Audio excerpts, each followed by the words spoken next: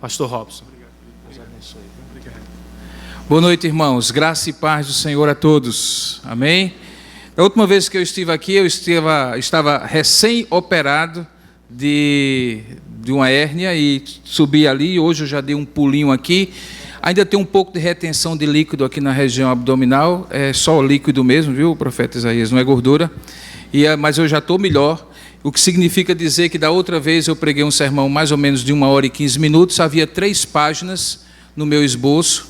E hoje eu estou com 3, 4, 5. Mas assim, quando tem muitas eu só faço ler. E aí demora menos. Queridos, eu gostaria de agradecer o convite. O pastor Renan me convidou desde o começo do ano, creio, né? A gente conversou e foi alegria muito grande. Agora eu misturei as páginas aqui.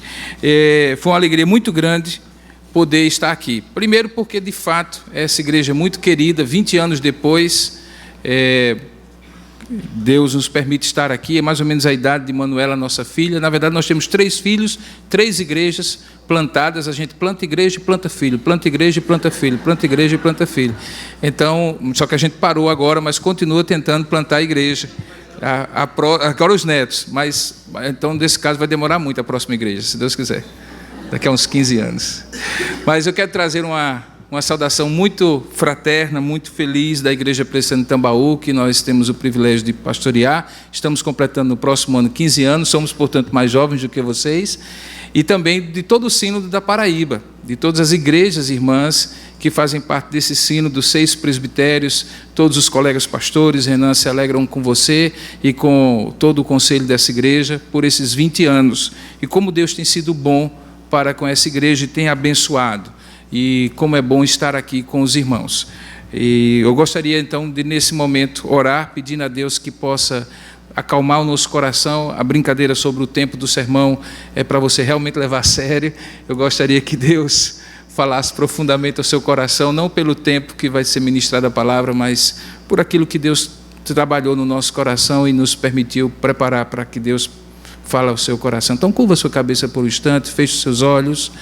Amanhã é o dia que nós nos lembramos na véspera do nascimento de Jesus. E todo este culto, e certamente esta palavra, deve ser para a glória do seu santo nome. Vamos orar juntos? Ó Deus amado e querido Pai, nós louvamos o teu santo nome, pelo privilégio de estar aqui, Pai, na tua presença. Pelo privilégio que foi conquistado para nós por causa do teu Filho e pela obra completa, consumada dele no Calvário. Nós nos lembramos da manjedoura, do berço de feno, dos animais que rodeavam, dos pastores e dos magos, mas também nos lembramos da cruz para a qual ele nasceu. E também lembramos que ele já não está mais nela, que ele está aqui no nosso meio, louvado seja o seu nome, que ele está também à direita do Pai, intercedendo por nós e nos permitindo chegar à tua presença através desta oração e pedindo que o Senhor venha falar conosco. Ó Deus, havendo o Senhor outrora falado de muitas vezes aos nossos pais pelos profetas, hoje nos aprouve, nestes últimos dias, nos falar por intermédio do teu Filho Jesus Cristo. Ele é o resplendor da tua glória, a expressão exata do teu ser. Tendo feito ele a propiciação pelos nossos pecados, ele assenta-se à tua direita. E é por causa dele, da obra consumada dele, que nós estamos comemorando o nascimento de Jesus, o teu Filho amado. Pedimos ao Pai que pela tua graça e misericórdia este lugar aqui seja cheio da tua presença e o teu Espírito mesmo fale, não por minha causa, nem por causa dos meus irmãos que estão aqui, mas apesar de nós e para a nossa necessidade de ouvir a tua voz. Fala conosco, Senhor, e nós te daremos toda a honra, toda a glória e todo o louvor em nome e para a glória de Jesus. Amém. Alguns dizem ser verdadeira a história que certa vez encontraram-se na Índia um missionário inglês que representava para aquele país, aquela época, todo o peso do colonialismo britânico. Vocês sabem, a Índia foi colonizada pelo Império Britânico, aquele que alguém disse em determinado tempo que o sol jamais se pôs sem que se pusesse sobre a terra de um britânico. Naquela ocasião, aquele missionário encontra-se com a grande figura da Índia chamada Mahatma Gandhi, e ali tenta transmitir para ele o Evangelho de Jesus Cristo. Dizem alguns que aquela tentativa Gandhi rechaçou, dizendo uma frase que ficou marcada para a história e que demonstra o quanto de percepção correta ele tinha do Evangelho e o quanto de percepção correta ele também tinha dos evangélicos. Diz que quando ele foi falar com aquele missionário, ele respondeu: eu aceito o seu Cristo e creio no seu Evangelho, mas não aceito o seu cristianismo. Em outras palavras, ele dizia que concordava com o exemplo de vida, com os ensinamentos de Jesus, mas não aceitava a prática religiosa dos seguidores de Jesus, os britânicos que estavam ali. Em outras palavras, ele dizia que a cristandade, que é o conjunto das instituições cristãs ao longo da história, aquilo que nós chamamos de a face institucional do cristianismo, não representava fielmente quem Jesus era. Em 2015, nesse ano, Deus me deu alguns privilégios, Renan, que foi o de pregar em algumas das mais tradicionais e históricas igrejas presbiterianas do Brasil. Igrejas com 115 anos, com 119, com 133 anos de existência e até 135 anos de existência. Perto delas, a igreja de Tambaú, a igreja de Bairro dos Estados, é praticamente um bebê. Mas tanto para elas, que há tanto tempo estão no Brasil, como para nós, esta frase de Mahatma Gandhi, dizendo que ele crê no Cristo e no Evangelho deste Cristo, mas tem dificuldades de aceitar o cristianismo, ou a face visível do cristianismo, aquilo que a gente está chamando de cristandade, parecem representar para mim e para você um grande desafio. Em primeiro lugar, nós vivemos uma sociedade, queridos, que de cristão não tem nada. É só olhar os anúncios de Natal na TV que passam diante dos seus olhos. Eles desejam boas festas, eles desejam tudo, menos que Jesus, que é o grande presente e o grande aniversariante, seja honrado e glorificado. Nós vivemos numa sociedade secularizada que não teve, diferentemente da Europa e dos Estados Unidos, a oportunidade de ser realmente impactada antigamente pelo Evangelho. Então nós temos, e nós podemos perceber isso nos tribunais, na academia, no condomínio, na vizinhança, uma atitude generalizada anticristã. E que isso, semelhantemente ao que Mahatma Gandhi critica, tem a ver muitas vezes com a face visível que as pessoas conseguem contemplar do cristianismo, de Cristo, do Natal de Cristo, e que tem a ver com aquilo que eu, Igreja Presbiteriana de Tambaú, você, Igreja Presbiteriana do Bairro dos Estados, acaba revelando. O que nós chamamos, na nossa pátria, de evangelização jesuíta, por exemplo, sabemos que na história não foi uma evangelização, uma catequese, muitas vezes pela força, pela violência, de modo que até mesmo hoje, o segmento que é mais conhecido e que tem festival na rede de televisão mais conhecida do país, o segmento gospel, tem muito de gospel, pouco de cristão, e nós sabemos disso. O segundo aspecto que nos faz, antes de entrar no texto propriamente dito, ver como é importante refletir sobre essa afirmativa que Gandhi fez, de que aceitava o Evangelho, mas não aceitava a cristandade que o Evangelho representava, é porque quando eu e você estamos no meio da rua e nos identificamos como crente, alguém nos pergunta: que religião você tem? E você responde: eu sou crente, ou eu sou evangélico. Qual é a segunda pergunta que ele lhe faz? De qual igreja? Porque não dá como desassociar a ideia de que uma fé interna precisa se expressar numa comunidade. Não tem como provar do vinho todas as vezes sem antes lhe olhar o rótulo. E é assim que essa dupla face daquilo que nós somos como cristãos, por fé e prática, e aquilo que nós demonstramos para fora, torna aquela afirmativa de Mahatma Gandhi tão importante. Então, numa igreja que completa 20 anos, ou numa igreja que completou 135 anos, eu gostaria de refletir nesta ocasião,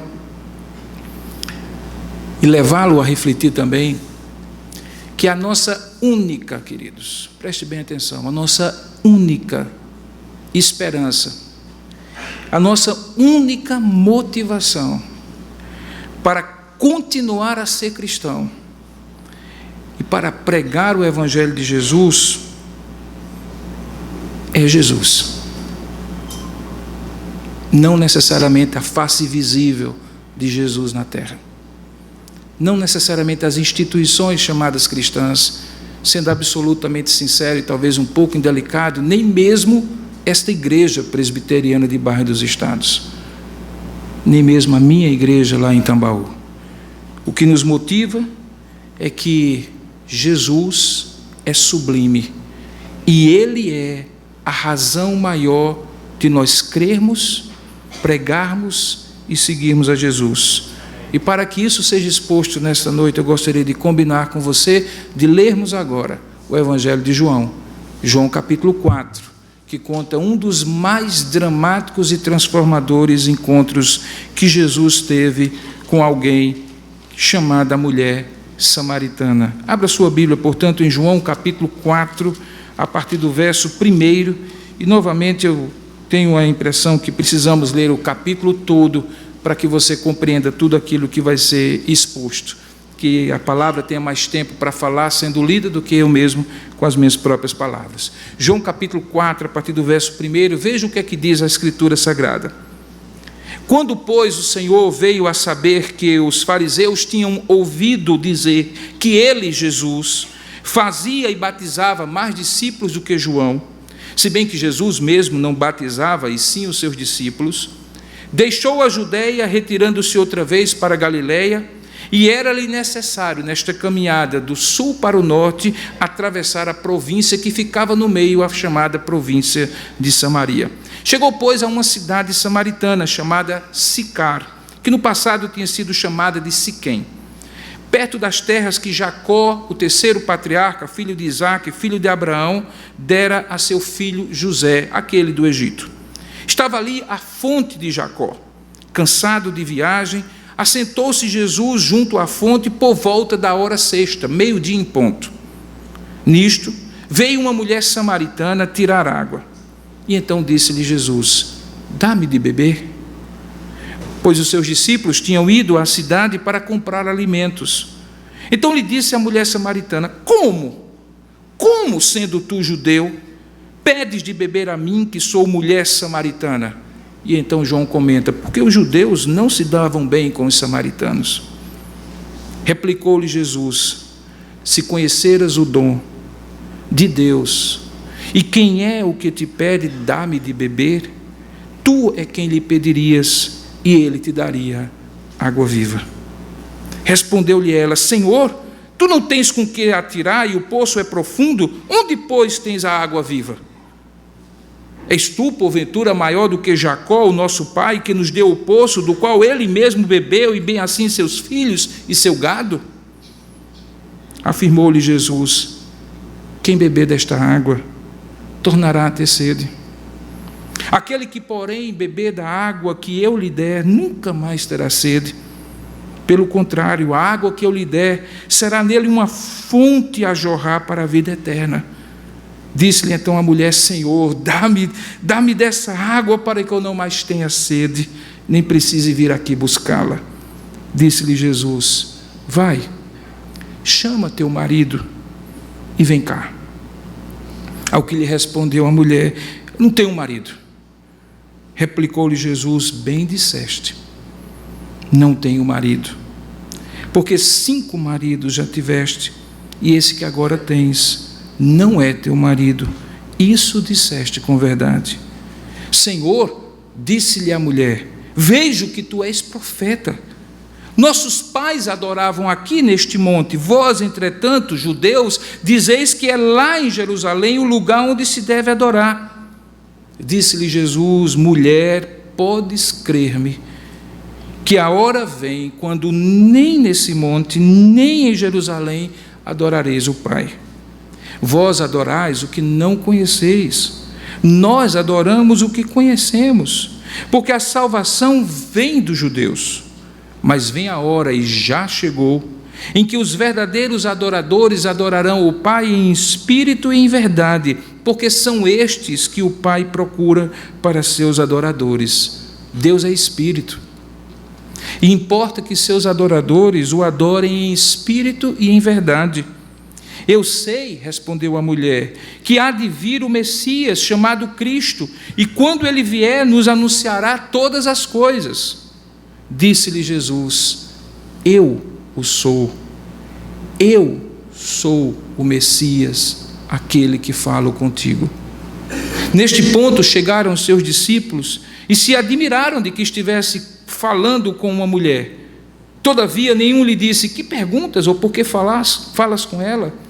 Quanto à mulher, deixou o seu cântaro, foi à cidade e disse àqueles homens de Samaria: vinde comigo e vede um homem que me disse tudo quanto tenho feito. Será este porventura o Cristo? Saíram, pois, da cidade e vieram ter com ele. Nesse ínterim, os discípulos lhe rogavam, dizendo: mestre, come. Mas ele lhes disse: uma comida eu tenho para comer e vós não conheceis. Diziam então os discípulos uns aos outros: ter-lhe-ia porventura alguém trazido o que comer para o mestre? Disse-lhe Jesus: a minha comida consiste em fazer a vontade daquele que me enviou e realizar a sua obra. Não dizeis vós que ainda há 4 meses até a ceifa? Eu, porém, vos digo: erguei os olhos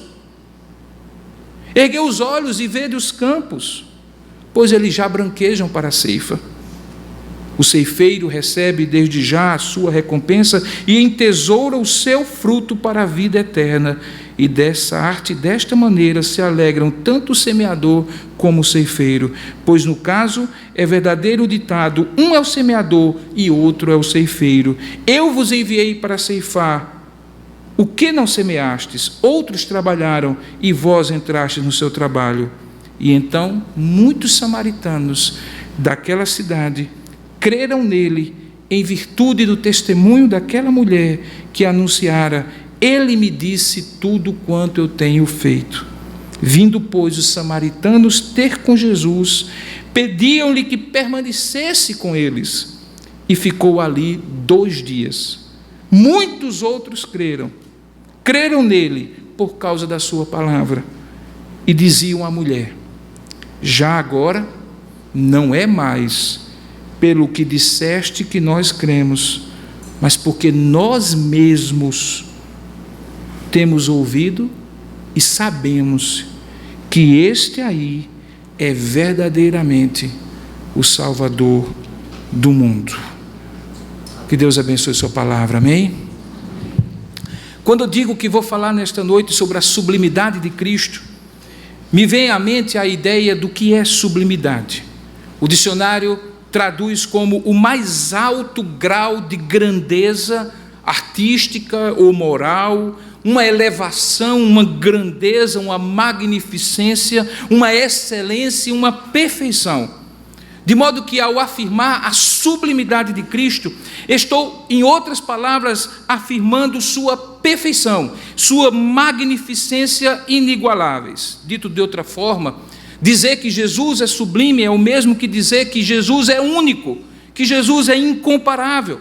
É por causa dele e por ele e para ele que estamos aqui, por exemplo, nesta noite. Parte dessa verdade se expressa, por exemplo, no teor dessas músicas que nós cantamos aqui. Muitas pessoas, inclusive eu, não entendem porque alguns dizem, mas eu particularmente afirmo que, guardadas as devidas proporções e via em regra, as músicas antigas trazem no seu conteúdo muito mais profundidade. Veja, por exemplo, aquele hino antigo que diz: mais do que milhares é Cristo meu bom mestre. Ele é a luz do mundo, a estrela da manhã. É o Rei da glória e em meu coração contente vou cantando a divinal canção. Cantarei em meu coração esta linda melodia, pois eu tenho em meu coração gozo, paz e alegria. Cantarei em meu coração, cantarei sim noite e dia.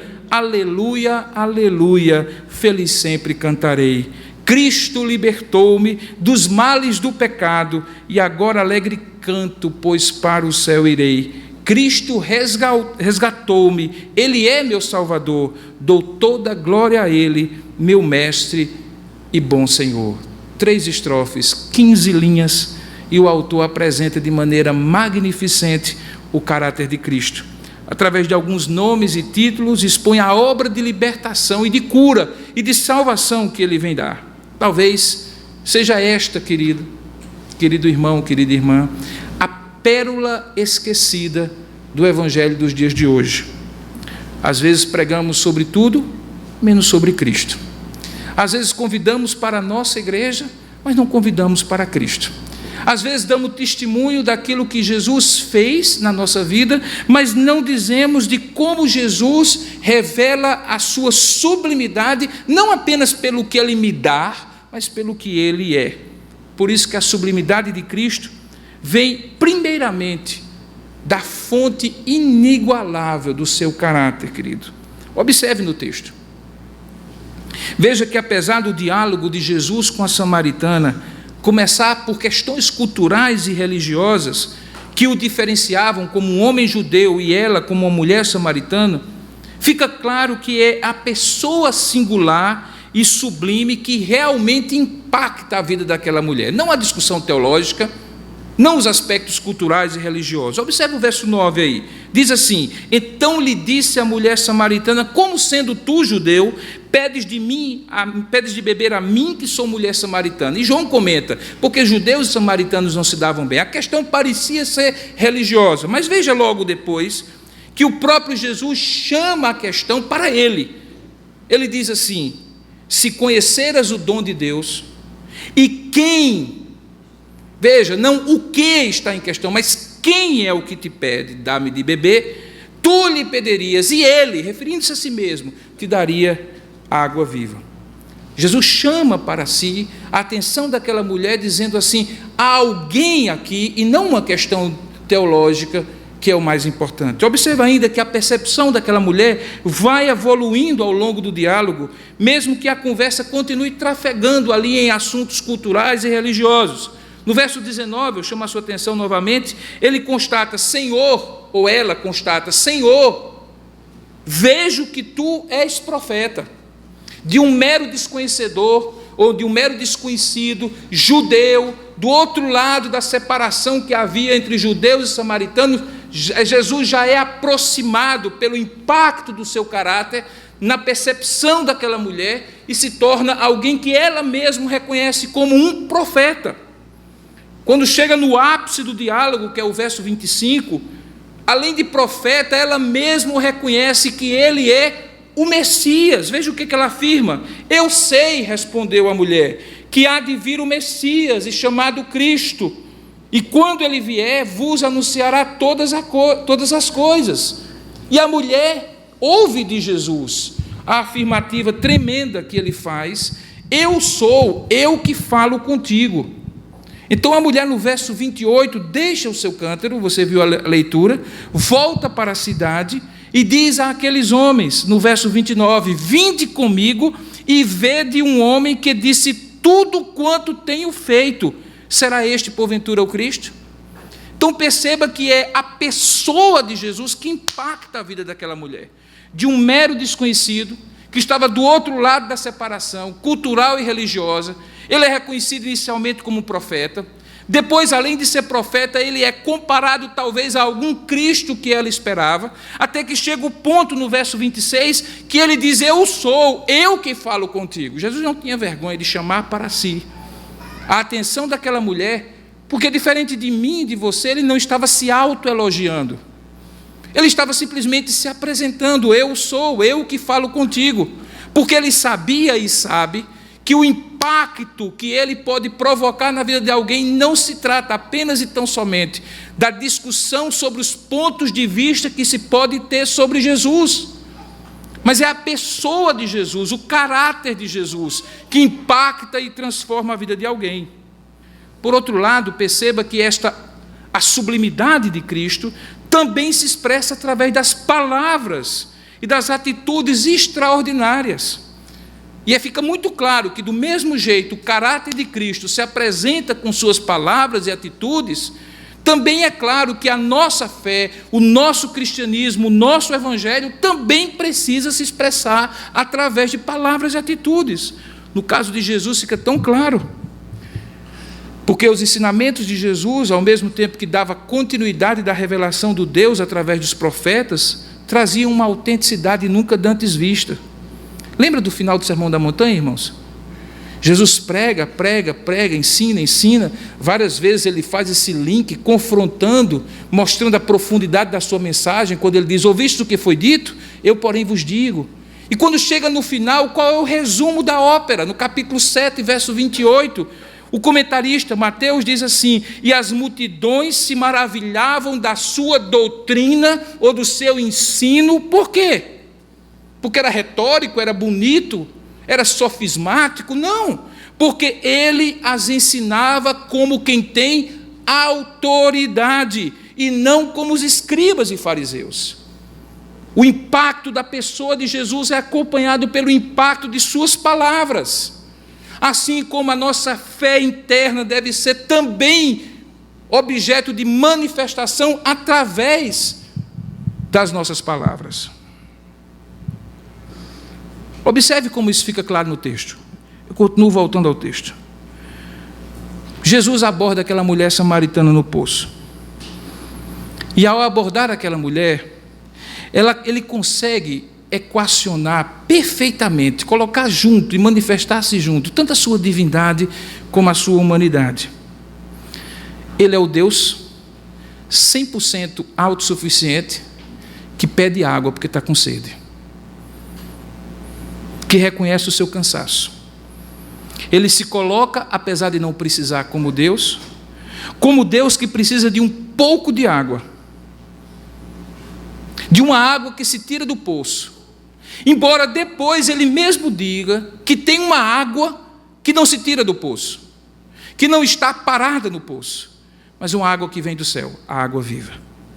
Que outro mestre de religião você conhece que se coloca na posição de um servo tão pequeno e tão dependente da ajuda humana, mesmo sendo Deus, e mesmo diante de uma mulher que, pela situação cultural e religiosa, seria a última pessoa na face da terra a quem um Deus encarnado haveria de recorrer? E mais, que outro profeta teria a paciência amorosa de ter o seu status comparado a outrem que lhe é inferior? Lembra o que a mulher pergunta? És tu, porventura, maior do que Jacó? Que outro profeta teria a humildade de não entrar numa contenda e dizer: sim, eu sou maior do que Jacó, mas evitando isso, simplesmente foca no que é essencial. E o essencial é que Jacó bebeu da água e deu a seus filhos como a própria mulher deu, enquanto que ele era aquele que dava vida ao próprio Jacó e que dava água viva àquela mulher. Que profeta, que mestre de religião teria tal coerência do seu caráter sublime, com as suas palavras sublimes, com seus atos sublimes, com a sua atitude sublime? Veja um pouquinho mais na frente. Observe ainda como na abordagem há uma mulher que claramente era pecadora. Alguns dizem ser ela uma prostituta, a Bíblia não fala isso, mas era uma mulher marcada pelo pecado, numa época em que casar-se uma vez era regra. Hoje talvez não seja, mas naquela época o era. Aquela mulher já tinha tido 5 maridos. E o que ela tinha não era marido de fato. Que outro profeta, que outro mestre seria tão sublime a ponto de perfeitamente equilibrar uma confrontação direta ao pecador, mas ao mesmo tempo acolher esse pecador como Jesus acolheu? Talvez um dos aspectos mais impressionantes aqui de Jesus é que os pecadores gostavam de estar perto dele, irmãos. Você consegue entender isso? Eu e você nos afastamos diante da mera crítica que alguém nos faça. Basta que a gente seja, ou ouça que alguém diga para a gente que a gente fez alguma coisa errada, e logo nós vamos inteiros tentando nos justificar, e rejeitamos a presença daquela pessoa, e achamos que aquela pessoa é, sei lá, chata de estar junto dela, mas os pecadores gostavam de Jesus. Não porque Jesus dizia está tudo bem, continuem pecando, mas porque Jesus conseguia equilibrar a confrontação ao pecador no seu pecado e ao mesmo tempo abrir os olhos dele para o pecado, abrir os corações de Jesus para o pecador e o acolhia com fraterno amor. Que outro mestre de religião teria coragem de confrontar de maneira tão firme, incisiva e direta o pecado daquela mulher? E ao mesmo tempo convidá-la a ser uma adoradora em espírito e em verdade. Você já percebeu a sequência? Aquela mulher está preocupada ainda com o seu pecado, que acabou de ser confrontada, e com o lugar da adoração, e Jesus disse, esqueça tudo isso. A letra da música que nós cantamos hoje dizia que tudo começa onde nós estamos e termina onde Jesus está. Jesus começa onde aquela mulher estava, mas a leva para uma dimensão tão profunda que era a dimensão da adoração em espírito e em verdade. Mulher, deixa eu te falar uma coisa, não é aqui nem lá. O Pai anda procurando adoradores que o adorem em espírito e em verdade. Você é um deles? Só faltou Jesus fazer o apelo, irmãos, porque ele conseguiu equilibrar de maneira perfeita a confrontação ao pecado daquela mulher e o acolhimento do braço aberto que ela precisava receber. Veja, Jesus fazia isso e provocava uma admiração profunda nos pecadores. E isso não era apenas esse episódio. Em Mateus 4, verso 23 a 25, Jesus atrai multidões e as multidões se maravilhavam. Em Mateus 9, versículo 8, Jesus cura um paralítico na cidade Galileia de Cafarnaum, e o texto diz que as multidões possuídas de temor glorificavam a Deus que dera tal autoridade aos homens. O evangelista cita a mesma coisa quando acontece com a cura do filho de Jairo, chefe da sinagoga em Cafarnaum, em Mateus 9, 26. Os dois cegos que são curados em Mateus 9, 31.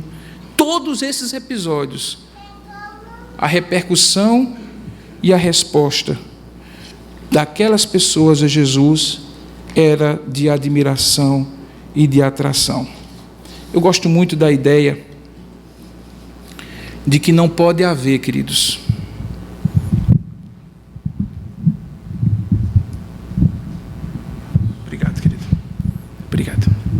de que não pode haver verdadeiro conhecimento de Deus sem que eu e você, quando o conhecemos na pessoa de Jesus, não sejamos tocados por uma profunda admiração, não sejamos levados a fazer assim, uau, que glória é essa, que homem é esse, que Jesus é este.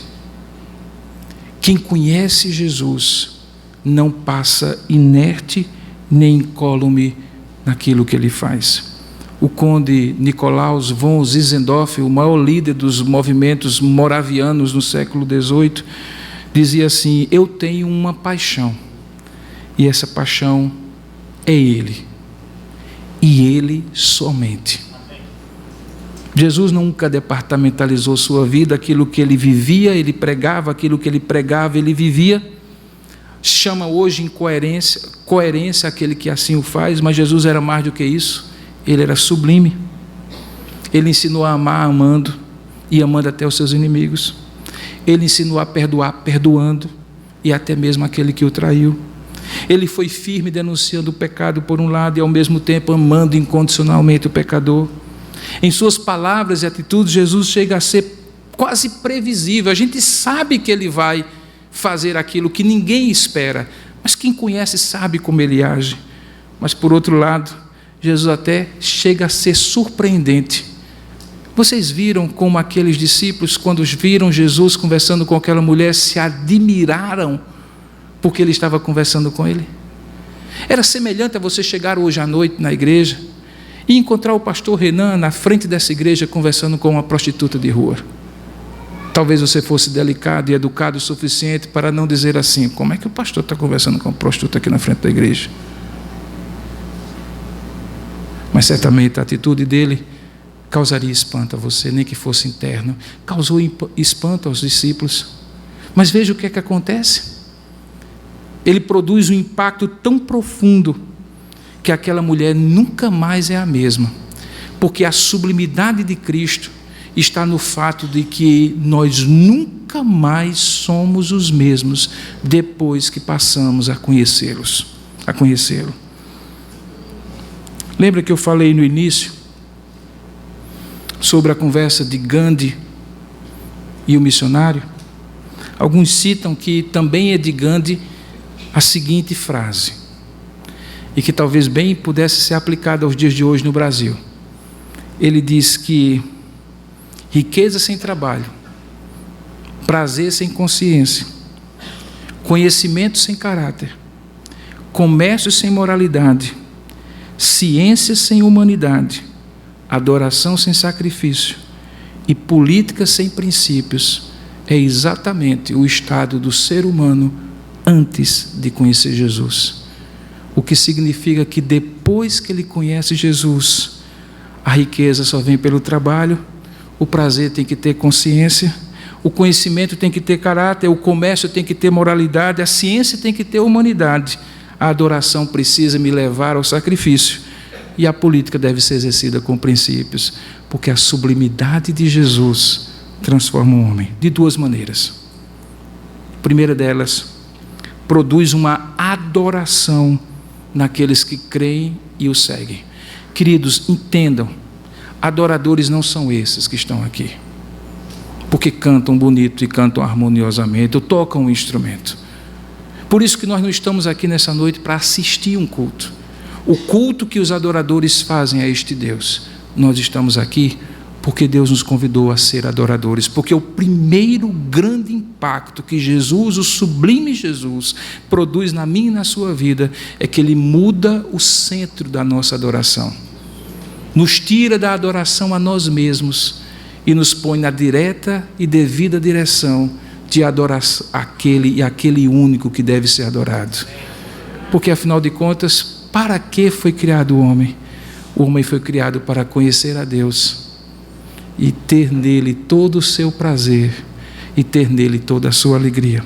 Dr. Alderi de Souza Matos é um historiador muito conhecido da Igreja Presbiteriana do Brasil. Ele diz assim: o nível mais básico em que os cristãos se defrontam com a realidade do Filho de Deus é a vida espiritual e devocional. Começa ali.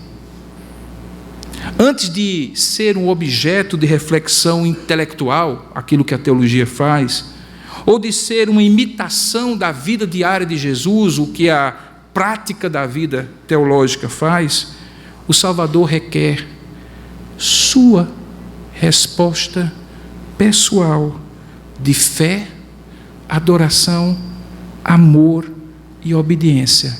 É tete a tete, face a face, só você e Ele em adoração. Os primeiros cristãos, diz Dr. Alderi, sentiam ter uma conexão toda especial com Ele. Por isso eles eram batizados em seu nome, confessavam o seu nome, sofriam pelo seu nome, e aí Ele era o principal ponto de referência para a vida e morte desses homens. E o que é adoração, irmãos? Se não ter algo que seja o ponto de referência absoluto pelo qual eu vivo e morro a minha vida. Adorar é ter Cristo, o sublime, como centro da minha existência. Por isso que não é só cantar, é fazer negócio corretamente, é falar a verdade, é ter relacionamentos saudáveis, é ser cidadão verdadeiro e honesto. Adoração não tem a ver com o que a gente canta apenas, tem a ver com o que Jesus nos transforma pela sua sublimidade. Segundo aspecto em que a sublimidade de Cristo impacta a nossa vida é porque Ele transforma a nossa vida. O próprio Dr. Alderi comenta e diz assim: nenhuma expressão do cristianismo pode ser considerada realmente cristocêntrica a não ser que produza frutos na vida prática de alguém, em termos de testemunho e serviço. Dos primeiros livros que eu li em 1980, quando eu entreguei a vida a Jesus Cristo, foi um livro escrito em 1896, por um pastor congregacional chamado Charles Sheldon. Eu sei que você já leu esse livro. Quando eu disser, você vai certamente dizer assim: Em Seus Passos.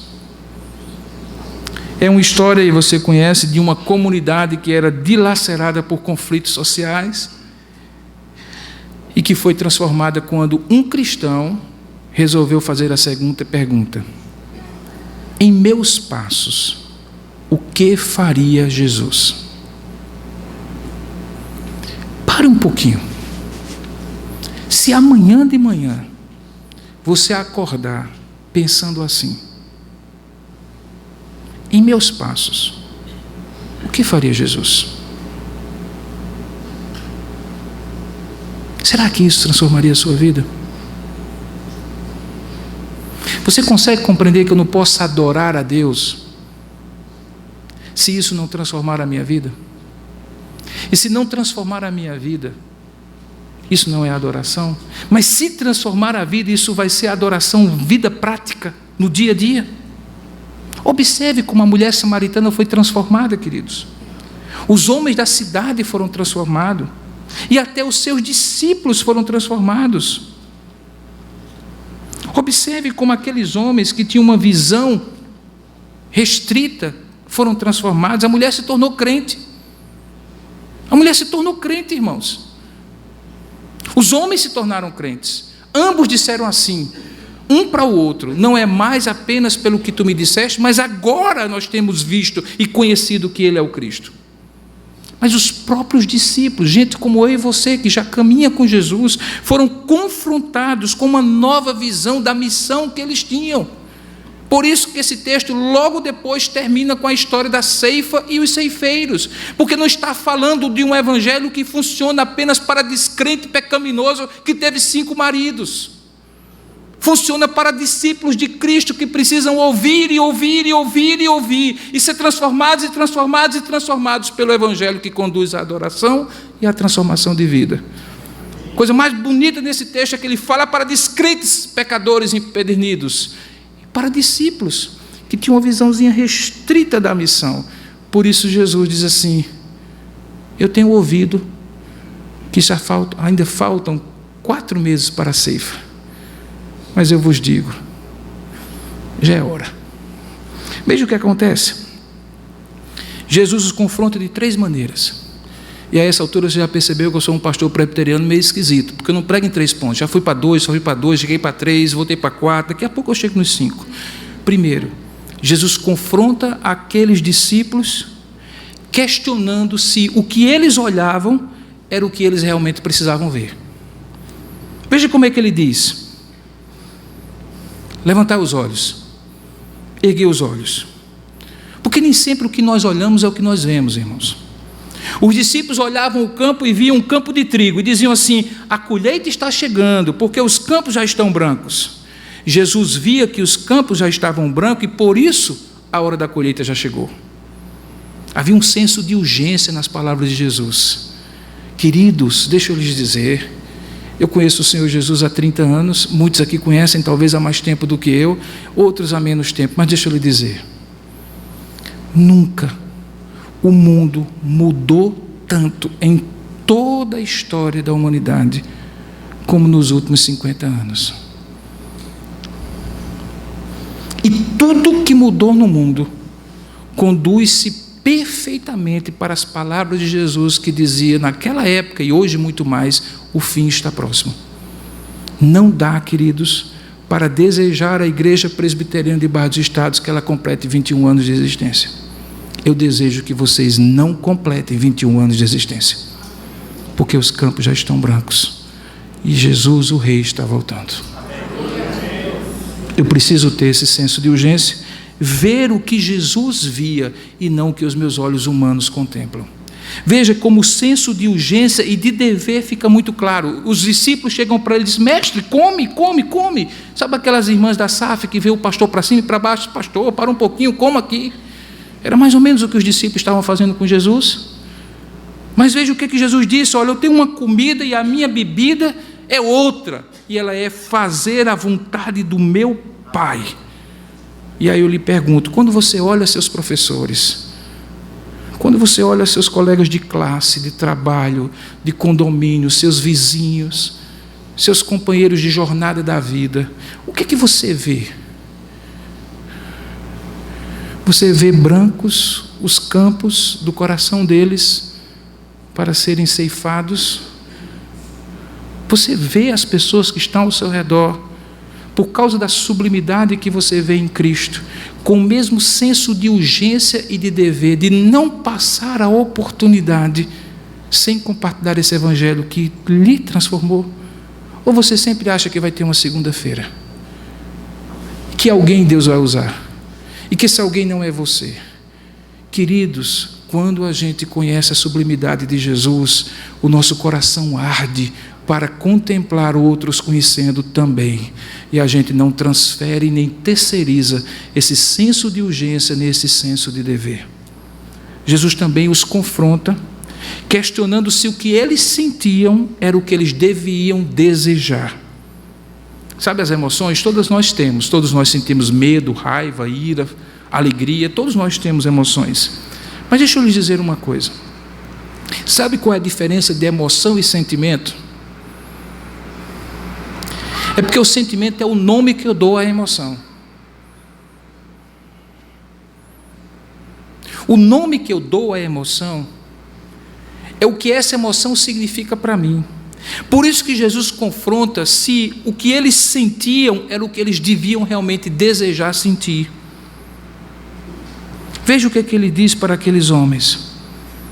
Ele diz para aqueles homens que eles precisavam olhar para aqueles campos com um sentimento chamado compaixão. Jesus sempre olhava as multidões e via multidões como ovelhas que não tinham pastor. Só que a compaixão dele não era a nossa compaixão. A gente chama a nossa compaixão de pena. Mas para não dizer que quem tem pena é galinha, deixa eu lhe dizer, quem tem pena é que fica sentindo e chorando diante da televisão, vendo a desgraça alheia, e depois pede ao outro, na hora do almoço, passa o bife, e come o seu bife em perfeita paz e serenidade. Mas quem tem compaixão, o bife trava na garganta, a pessoa se levanta da mesa e busca um próximo para tentar ajudar. Era isso que o bom samaritano ensinou a Jesus, e Jesus ensinou através dele àqueles homens que eram sacerdotes e levitas, mas que passaram do homem moribundo no caminho de largo.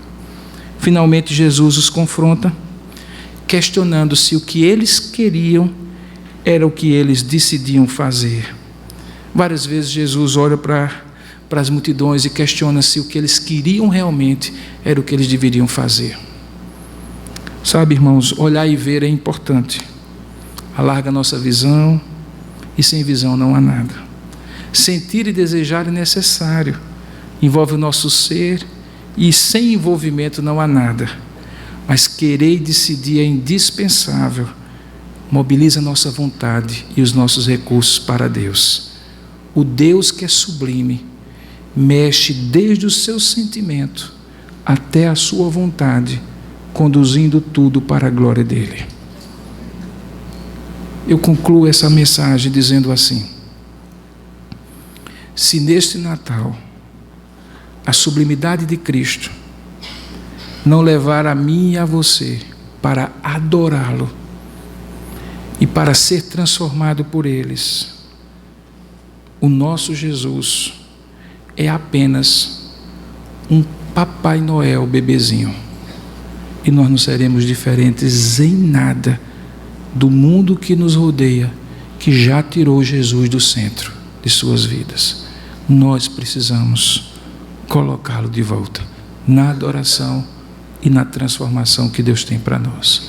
Desejo a você este Natal, e desejo a esta igreja, se Deus quiser dar mais um ou muitos anos de vida a ela, que ela seja a face visível desse evangelho maravilhoso que nos transforma. Por Podemos orar juntos? Curva a sua cabeça nesse momento e vamos juntos falar com o Pai. Ó Deus amado e querido Pai, quando nós somos impactados pela presença de Jesus na nossa vida, nós não podemos, ó Pai, fechar os nossos olhos para a adoração que brota do nosso coração, e nem podemos, ó Pai, fechar o nosso coração para a missão que está diante dos nossos olhos. Por isso, ó Pai, eu te peço em nome de Jesus, que essa igreja cheia do seu aniversário e tão próximo da data do nascimento do teu filho, ela se esvazie daqui a pouco na forma de missionários que saiam daqui para dizer que o Salvador nasceu, que Ele é sublime e majestoso, ainda que tenha nascido como um bebê, que Ele é digno de adoração não apenas de magos, nem apenas de pastores, mas de todos aqueles que passam a conhecê-lo pela pregação do Evangelho. Nos ajuda, Pai, a dar uma resposta a muitos que creem em Cristo e creem no Evangelho, mas não creem mais na cristandade que expressa essas verdades. Que nós não estejamos incluídos nisso, que nós sejamos o próprio povo de Deus que proclama as virtudes daquele que nos chamou das trevas para a luz. Ó Deus, nos abençoa essa igreja, cumpre a tua missão através dela e através de cada pessoa que nela se congrega. É o que nós oramos juntos, em nome e para a glória de Jesus. Amém, Senhor.